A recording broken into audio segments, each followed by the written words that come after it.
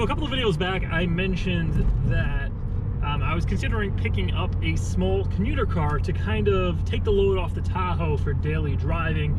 I have a few leaks I need to fix on that thing, and obviously you guys love it, and I want to do more stuff as far as modifications go. So this past weekend, I took a trip up to Dartmouth, Massachusetts. It's about a 4-hour drive either direction, and I picked up this little nugget here. I wanted something that was small, fuel efficient, and at the same time have relatively low miles and be pretty inexpensive. I mean, no more than what I usually pay on used cars. I don't like paying more than about $4,000 to $5,000 for a used car, and most of the time I want one that is incredibly clean with higher mileage, because those usually have been taken care of pretty good. If the car looks really good and runs really good and it has 200K on it, usually the service history is going to be pretty good. But without further ado, say hello to my Saturn Astra.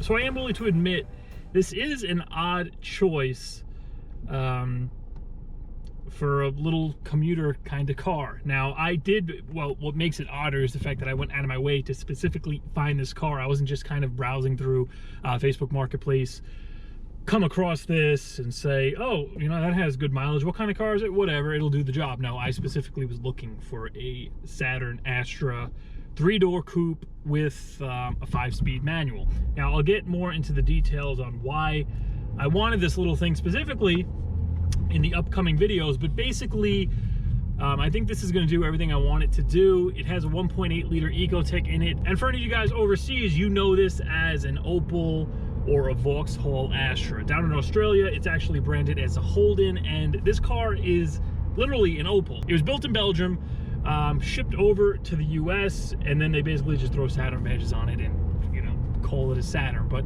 it is technically an Opel.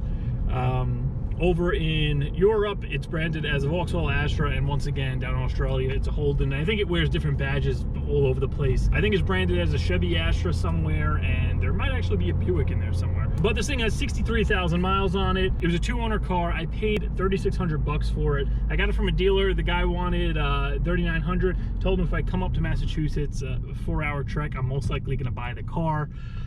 So he had no problem offering it to me for $3,600, which was the low end of the Blue Book value. And overall, it's a pretty clean car. There are a few things that need to be addressed, and we are going to take care of those things in the upcoming videos. Basically, I'm going to break this up into a 3-part series. Today, I'm going to give you guys a little tour of the car. We're going to see what it needs, do any maintenance repairs. Next video, we're going to start tackling the detailing. So the interior, I'm going to rip it out. We're going to shampoo the carpets, clean all the panels, do any little repairs that are needed. The steering wheel is kind of gross. The driver's seat has some wear, and I basically just clean the interior of the car. And then the final video, we are going to be tackling the exterior, doing pretty much exactly what I did to my Tahoe, full detail, paint correction, doing some stuff with the badges, taking care of some little trim pieces, stuff that needs to be addressed to make the car just look a little bit nicer, you know, redoing the headlights, all that stuff. So once we get this thing up and running, we'll be back to the normal content. And yeah, I basically need this thing so I can start breaking into the Tahoe and doing the repairs that needs. I have been driving for a few days. It feels really, really good. So I'm gonna pull on over and give you guys a little tour of this thing, and then we'll head down to the garage and start getting to work. All right, guys, so here is my Saturn Astra. I'm gonna try to make this quick because it is friggin' freezing out here. But basically, I went to Massachusetts. I picked this thing up, $3,600, 63,000 miles. The last few days that I have been driving it, it feels beautiful. Like, it doesn't feel like it needs anything mechanical, and we are going to go through all that in this video and tackle anything that it might need. But overall, just my first impression of driving it, there were no weird noises, no weird clunks, so I think we might be able to get away with very little work on this thing. So the first thing you're probably going to notice is it's no longer wearing the Saturn badge. The previous owner went ahead and swapped most of them out for the Opel unit. Now this is what this car originally came with. Once again, this thing was built in Belgium, and if you look at the Carfax, which I did get a Carfax on it, literally the first line on the Carfax says it was imported from Belgium. And all that basically means is it's not really a Saturn at all. It's literally an Opel that just was thrown a Saturn badge on it and passed off as a Saturn Astra over here, whereas over in Germany it was branded as an Opel H, I believe. You can see here it is an Astra XR. And for any of you guys overseas, well, you already are familiar with the Astra, but there you go. It's a Saturn, all right. And literally the only thing that wasn't changed on this thing as far as the badges go is the airbag, and I am going to be addressing this. But yeah, overall the body is actually in really good condition. There's no rocker rust. There aren't too many dings. You know, the headlights need to be resurfaced. That's pretty much a given on any of these cars, or any older car for that matter that has these stupid plastic headlights. And the bumper does have a little bit of fading that I think I could probably buff out, but it's really nothing crazy. The beautiful part is, being they make so many of these cars overseas, you could get quite a bit of cool stuff. You could get like a hatch spoiler, you could get the OPC, or if you guys in Europe, the Vauxhall VXR bumpers to put on this thing a little sportier.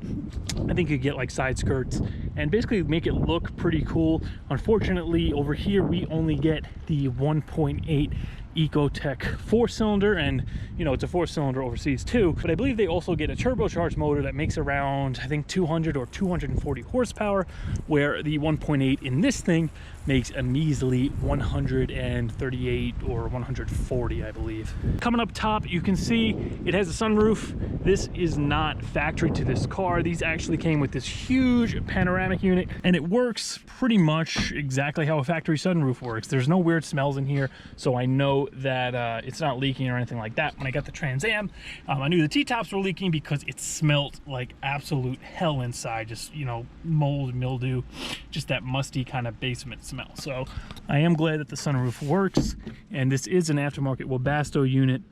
Somebody online actually pointed that out. I posted some posts to the message board, SaturnFans.com, just to kind of get some information on this thing before I actually took the 4-hour hike to grab it. And for the interior, it's, you know, pretty basic. You can see the seat has a pretty good amount of wear here that I am going to be addressing, and this is the XR model, so it does have the sportier seats, and I did get the 5-speed manual, but overall power output is the same, so no matter what you get, you still are stuck with the 1.8 Ecotec. But I mean, aside from the seat, the steering wheel has the usual GM wear. It's just this cheap kind of plasticky rubber that always tends to fall apart. I am going to be addressing this with either a cover or replacing it, and I am going to replace the airbag for an Opel unit. Being all the other badges were already changed, we might as well just change this out and have everything match. But as far as the interior, everything else is in pretty good condition.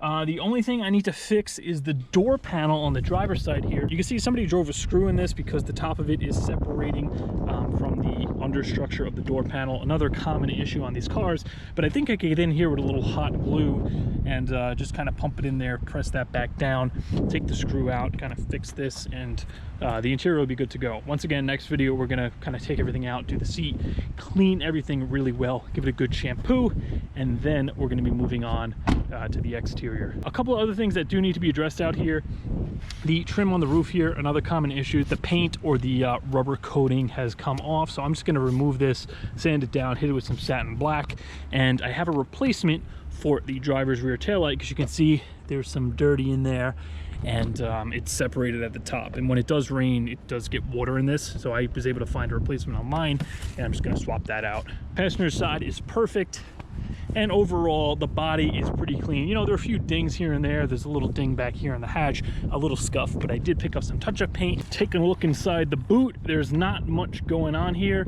I already did pick up some maintenance stuff as well as that taillight, and I think what I'm going to end up doing is removing this piece, because I specifically wanted a hatchback just because you could kind of fit larger, taller things in there. Yeah, I'm probably going to remove this, have the back window tinted 5%, have this side window tinted 5%. I'm leaving the front two alone because here in New York, you are not allowed to tint the front two windows. They actually check this on the yearly state inspection. And even if I found someone that didn't look at that or ignored it when they inspected it, it's still gonna get me pulled over a lot in the city, so I'm not touching this. I could get away with this back one because this technically isn't a door, and the back one for the hatch here, or you know, a back window on a car in general, you could get away with, and you are allowed to tint that as dark as you want. Hell, if you have 2 side mirrors, you can even paint over this thing and it won't be a problem. Lastly, let's pop the hood. I'll show you the beast of a power plant in this thing. So right away you can see, once again, it's pretty clean under here. Usually this heat shield kind of rots out, and that was kind of a telltale sign that this thing had some relatively low mileage. I already did do an oil change on it just because I was driving it around for Thanksgiving weekend. I put about 200 miles on it, and I really like the way it drives. And a couple of common problems that these things seem to have. Well, for one thing, it has a timing belt, so this is going to have to be changed. It has 63,000 miles on it. I think they're supposed to be done around 75 or 80. It's been 12 years though, so I should probably do it immediately, but I'm probably going to hold off and just do it in the spring. Another thing, it has this one-piece coil setup. Basically, if you develop a misfire on one of these cylinders due to the coil, you have to change this entire assembly out. They're not individual packs like you know, the Hyundais, the Kias, the Hondas, and the Toyotas. Another problem that seems to be somewhat common is the PCM, meaning it's mounted directly to the intake manifold. Essentially, this can go bad, and you'll have to replace the PCM. Now, the obvious reason for that is because it's mounted straight to the engine, so the vibration could kind of mess with the connections, mess with the solder joints inside, and you could get water in there being it's directly into the cowl. So I did consider just picking up another PCM, having it flash. It's literally 4 bolts, 2 connectors, and it comes out. I don't know, I'd rather be safe than sorry. It's kind of a stupid problem, but other than that, it should be pretty reliable. I saw a lot of these on Craigslist and Facebook, with, you know, over 100,000, close to 200,000, some over 200,000 miles. And overall, it is a very simple car, and that's why I chose this thing. Front wheel drive, manual transmission, simple little 4-cylinder, no rear differential to deal with, no drive shafts, nothing like that. Should be pretty good on gas. And I'm actually really excited to get this thing cleaned up and put it into service, so we can kind of take some of that load off Tahiti, and we can start getting to work on it. But let's go head over to the garage, let's get this thing up in the air, and let's see what it's going to need.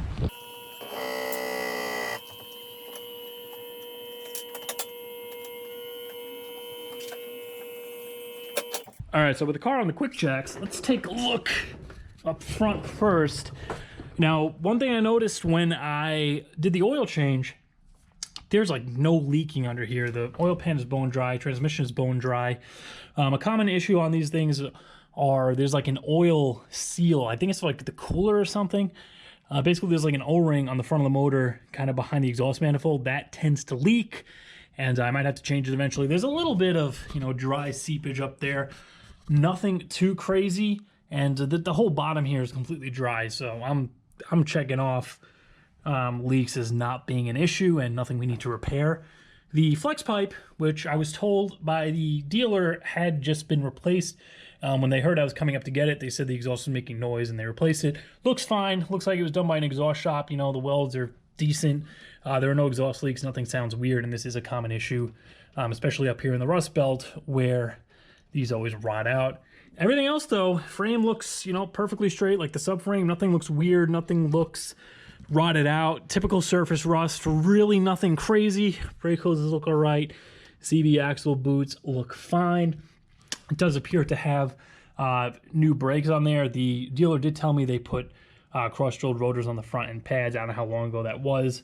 But they do look to be in good condition. Like I said, it does stop absolutely fine. And just kind of looking back, there doesn't seem to be too much rust under here. I guess we'll shoot in the back, check out the floorboards, the rear suspension, and then we'll start shaking the wheels and removing them, taking a better look at those brakes. Yeah, everything under here looks incredibly clean. The frame rails, the floorboards, you see it still has the factory undercoating.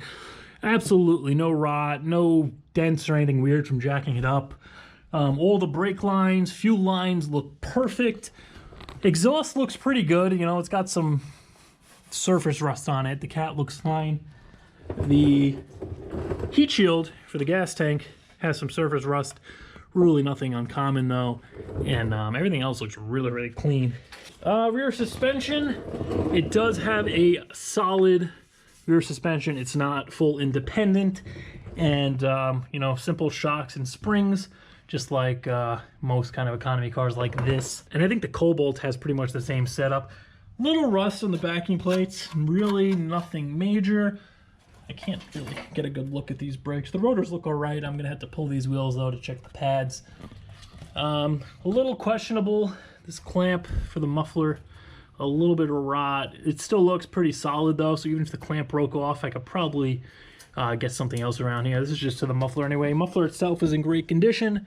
So, yeah, this thing actually, it looks really friggin' good under here. And I did take a peek when I bought it. I just looked under the side at the floorboard real quick, and I didn't see anything major. Like, there was no rust or anything. I could see the undercoating was still there, so I just figured the rest is good. And now that I'm actually under here, it appears that was the case. I do like to take a peek at all of the bumper bars here. That'll tell you if this thing was ever rear-ended and, you know, gonna kind of hit and then popped back out. Usually you'll see like a dent in the rear bumper support. That all looks good. The body here looks nice and straight. Coming back to these tires, you can see there's a Toyo over here, which I don't, the camera's probably not going to pick it up, but it does have a little bit of uneven wear. It looks like maybe it was underinflated at one point because there's kind of like a dip in the inside and the outsides are kind of taller tread-wise. And then on this side, the tread, it's not bad. It, you know, it doesn't have as much as the front, but if you look at the sidewall here, there is a lot, I have the parking brake on, I can't move it, but there is a lot of cracking going along here, and I do not feel good running this tire. If we can find a date code. This tire was made on the 10th week of 2012. So yeah, this is an 8-year-old tire here. And I am definitely glad I ordered this set of new tires. I just realized, look, they put a little Opal tire cap on there as well. So yeah, they definitely went all out with the Opal stuff. Rotors look all right. Once again, rockers, absolute great shape. Absolutely, just no rot on this car whatsoever, which is always a great thing. And you guys know I'm picky about that stuff. I'd rather have a car with a clean body, no rot, and a million miles than a rotted out piece of crap that's all dented up with 20 miles. All right, so let's take a look at this front end now. That's tight. That's just the wheel turning. That's tight. No issues on this side. And as I mentioned earlier when I drove this thing, there were no weird noises, no weird clunks. Only thing I really noticed is it had a slight pull to the left. So it probably is going to need an alignment. Nope, that is 100% tight as well. All right, that's awesome. So we got no front end issues. I got new tires on the way. I'll probably just have an alignment done. We know nothing front suspension wise needs to be addressed. So let's pull a wheel on each side. We'll take a closer look at those brakes. Now, if you had some doubts or questions about the German heritage of this car, I think that just put them to rest.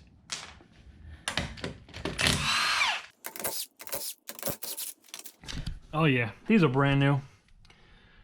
Nothing to see here. Nice new pads, beautiful new rotors. You can see they still have the paint on them pretty much. Steering rack looks good.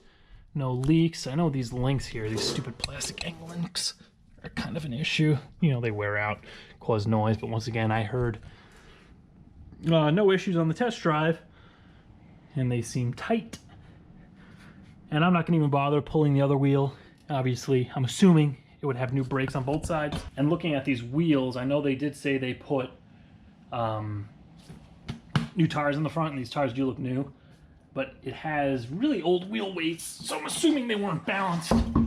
And I am getting, along with that pull, I don't think I mentioned it, but there's a slight vibration in the steering wheel at like 70 or above. So putting the new tires on and having them balanced, that'll fix that issue. We know the front end's tight. Rotors look great.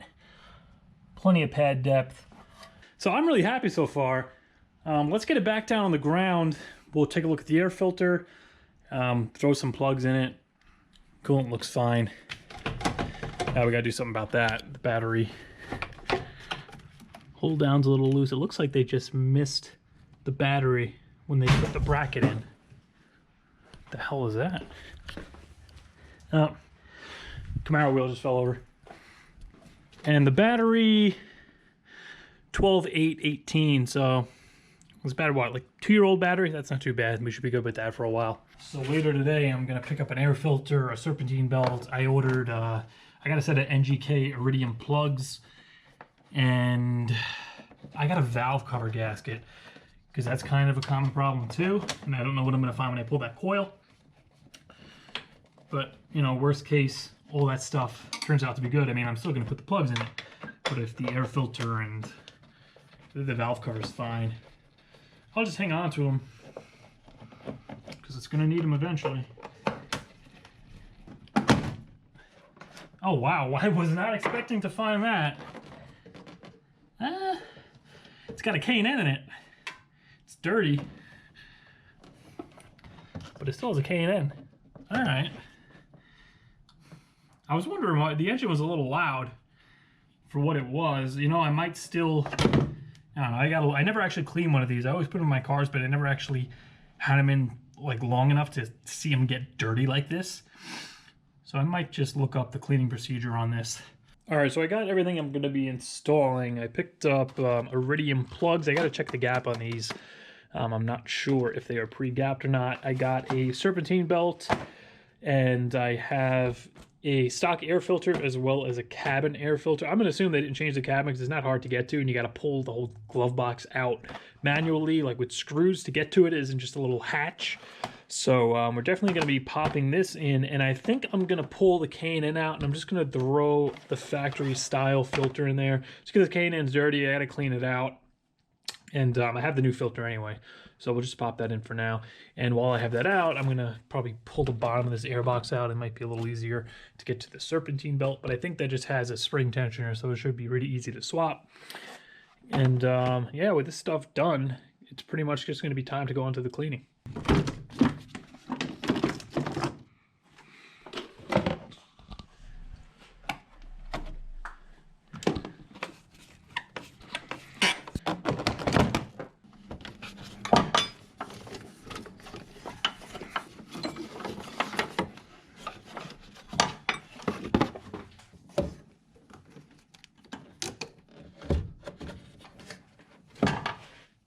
All right, belt's on, easy enough. Fun fact, the water pump is actually right here. It's not driven by the timing belt, which is pretty cool. Pretty easy to see if it starts leaking. And if it were to go bad, you don't have to actually take the whole timing belt off just to change it.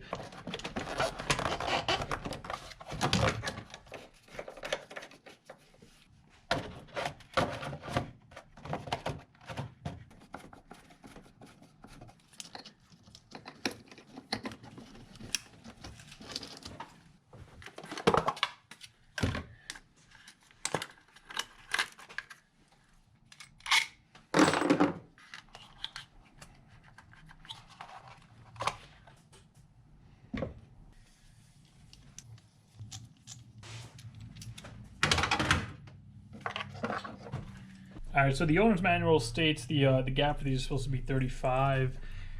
I think these NGKs are supposed to come pre-gap. They're a little tight. They're at like 28. So I'm just gonna carefully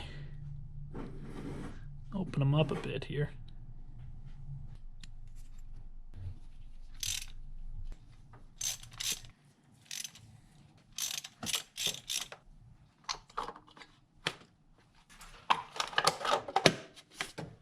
All right, so that's pretty much it for under here. Last thing that needs to be done is the cabin air filter. Let's just start it up, make sure there are no weird noises. The air duct, I'm pretty sure I got everything back on correctly.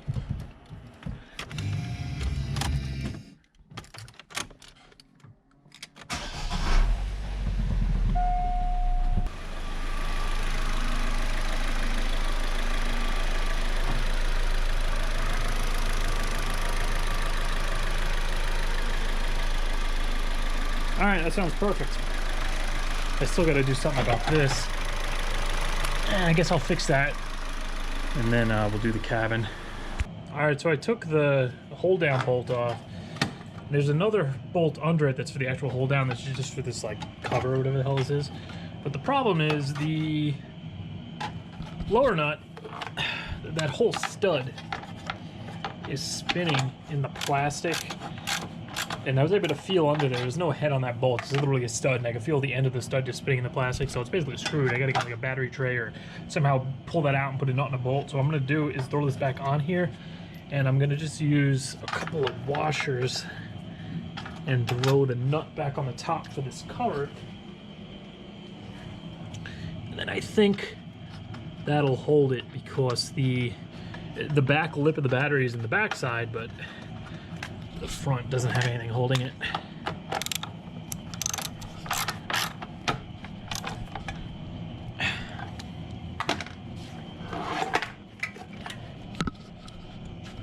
All right, yeah, that's a hell of a lot better. Let's pop these guys back in here. That's secure now. All right, let's do the cabin air filter. All right, so basically we have, from what I could find on the interwebs, we got these 4 Torx screws, and then I think there's some holding the actual filter in.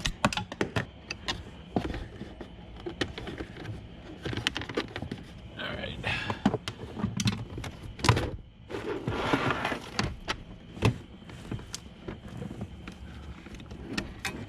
All right, that was easy. I think it's in this section. So we take off these, what are those, 1/4 inch 7mm, take off those. I think this cover comes off, and we should be able to slide it out of that little compartment there. All right, so with those out, we got a couple of clips. There's one at the top, there's one down here. Now I think I got all the bolts. Yeah. So that's that. And here's our filter. What the hell this thing is gonna look like.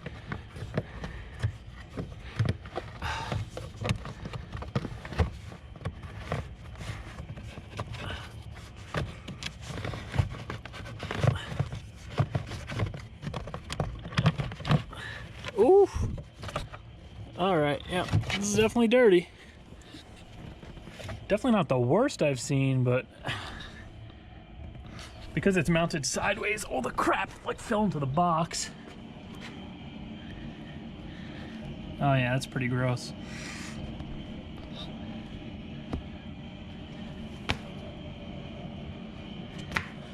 All right, so I'm gonna try to get in there.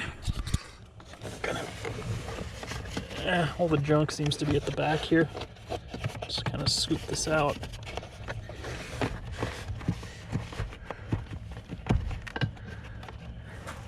You know, better yet, maybe if I put the air conditioner on. Woo-hoo-hoo-hoo. Yep. That's one way to do it.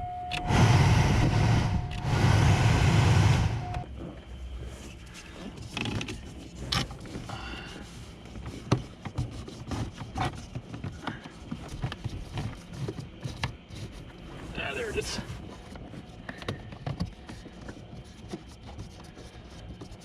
That wasn't too bad. All right, so the initial Astra checkup and maintenance is done. Honestly, I can't believe how little this thing needed. Technically, it didn't really need anything, aside from the rear tires, more specifically the right rear, and maybe like a wheel balancing. I could have probably got away just leaving these tires. I still have to put them on. I ordered a set of 2 PMS sensors, so I get rid of that light on the dash, and I'm gonna throw a set of 4 tires on it. I got some cheap like Westlake tires. They got pretty good reviews on simpletire.com. They cost me $300 for a set of 4. So I'm gonna swap them out. They're all seasons, because right now it has 2 Continental Summers on the front that are in pretty good condition, so I'm probably gonna take those off, save them as like spares. But yeah, we got the tires going in. The brakes looked absolutely great. Rotors, pads, everything looks brand new. Stops perfect, don't have to touch them.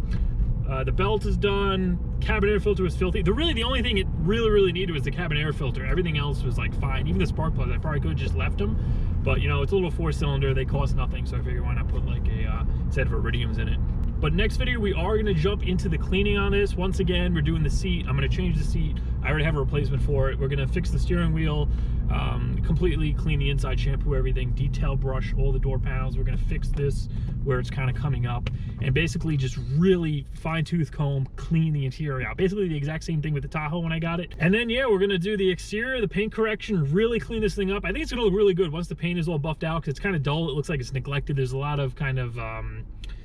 there's like slight yellowing, it seems, like especially to like the hood and the roof of the car, because the paint seems like it was never buffed or paint corrected or clay bond or anything. So the paint alone being buffed out, I think it's gonna look really good. We're gonna touch everything up.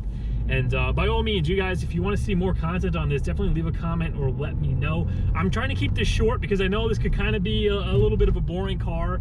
But this is gonna be Tahiti's, not replacement. It's gonna help Tahiti, because when that's down for stuff, once again, I'm gonna be able to drive this and not have to rush, get the job right, and get detailed videos out to you on that. And once we are finished with this thing, either in the third video or I might make a separate video, I'm gonna kind of give you guys the reasoning exactly why I looked for a Saturn Astra, this car in particular, and not just like a Fit or anything else, and kind of push it, you know, give it a little bit of review, tell you what I think about it compared to other kind of just boring economy little kind of cars.